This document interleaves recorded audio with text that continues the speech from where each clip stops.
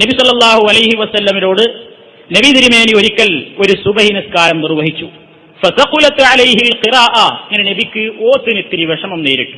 ക്ഷീണം തോന്നിയപ്പോ കൂടുതൽ ശബ്ദം ഉയർത്തി ഓതാൻ സാധിച്ചില്ല.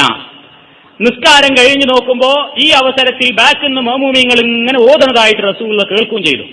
അപ്പൊ നബി നിസ്കാരം കഴിഞ്ഞതിന് ശേഷം ചോദിച്ചു, ഇന്നി അറാക്കും തഖറഊന വറാഅ ഇമാമിക്കും, നിങ്ങളുടെ ഇമാമിന്റെ പിന്നിൽ നിന്നുകൊണ്ട് നിങ്ങളിൽ ചിലരൊക്കെ ഓടുന്നത് ഞാൻ കേട്ടല്ലോ, ശരിയാണോ? സ്വഹാബത്ത് പറഞ്ഞു, ഖുൽനാ യാ റസൂലല്ലാഹി വല്ലാഹ്, പടച്ചവനെ തന്നെ ഞങ്ങൾ ചെയ്തു, ഞങ്ങൾ അങ്ങനെ ഓതിയിരുന്നു. എപ്പ റസൂലുള്ളാഹി പറഞ്ഞു, ലാ തഫ്അലൂ, നിങ്ങൾ അങ്ങനെ ചെയ്യരുത്, ഇല്ലാ ബി ഉമ്മിൽ ഖുർആൻ, ഫാത്തിഹ സൂറത്തല്ലാതെ നിങ്ങൾ മറ്റൊന്നും ഓതേണ്ടതില്ല. ഞാൻ സൂറത്ത് ഓതിക്കൊണ്ടിരിക്കുമ്പോൾ നിങ്ങൾ കൂടെ ഇങ്ങനെ സൂറത്ത് ഓതാൻ നിൽക്കരുത്.